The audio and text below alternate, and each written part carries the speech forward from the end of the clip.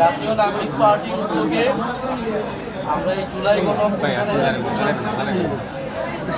আমরা পুরো মাসব্যাপী দেশ করতে জুলাই পদযাত্রা একটি কর্মসূচি বসে দিয়েছি।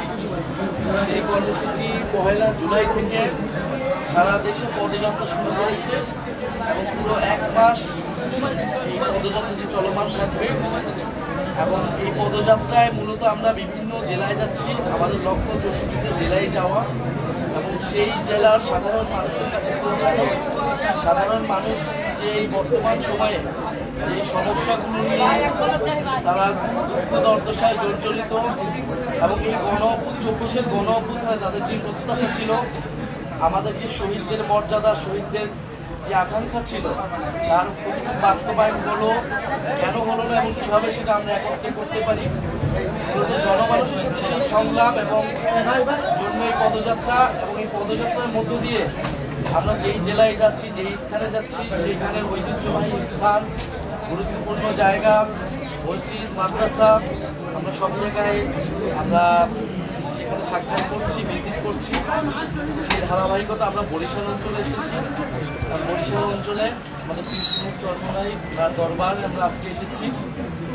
রাজনৈতিকভাবেও কৃষ্ণমুখ চরমনার গণ অভ্যুত্থানে, ইসলামী আন্দোলন আমাদের গণ অভ্যুত্থানের শরীক ছিলেন এবং আজকে আমরা এই দরবারে এসেছি জাতীয় নাগরিক পার্টির জায়গা থেকে শুভেচ্ছা করতে। এবং এই দরবার বাংলাদেশে এবং কৃষ্ণমুখ চরমনাই পরিবার ইসলাম প্রচারে পুরো বাংলাদেশ এবং বরিশাল অঞ্চলে গুরুত্বপূর্ণ ভূমিকা রেখেছি।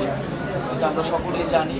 আমরা আজকে এখানে এসেছি ওনাদের সাথে কথা বলতে এবং ওনাদের থেকে এবং বিশ্বের কবর জিয়ারত করতে এবং সার্বিকভাবে বাংলাদেশের বর্তমান সময়ে আমাদের সংস্কৃতি, আমাদের ধর্ম, আমাদের রাজনীতি, দেশের মানুষের অবস্থা এবং ইসলাম নিয়ে আমরা আলোচনা করব সংক্ষিপ্তভাবে।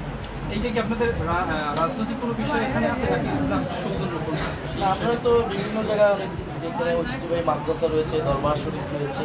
রাজনৈতিকভাবে তো আমাদের একটা যোগাযোগ আছে, রাজনৈতিকভাবে তাদের মানে অফিসেও গিয়েছি, বহুবার আমরা বিষয়ে কথা বলেছি। আজকে মূলত সামাজিক, সাংস্কৃতিক এবং ধর্মীয় জায়গা থেকে আমরা ঐতিহ্যবাহী বিভিন্ন জায়গায় মসজিদ, মন্দির, মাদ্রাসা, দরবার শরীফে যাচ্ছি। সেই জায়গা থেকে আজকে আমরা এসেছি। আরেকটা সারা দেশে যে সংবাদ হত্যা মামলার ব্যাপার, আমরা ওইসব বিষয়ে আমরা পরে আলোচনা করি।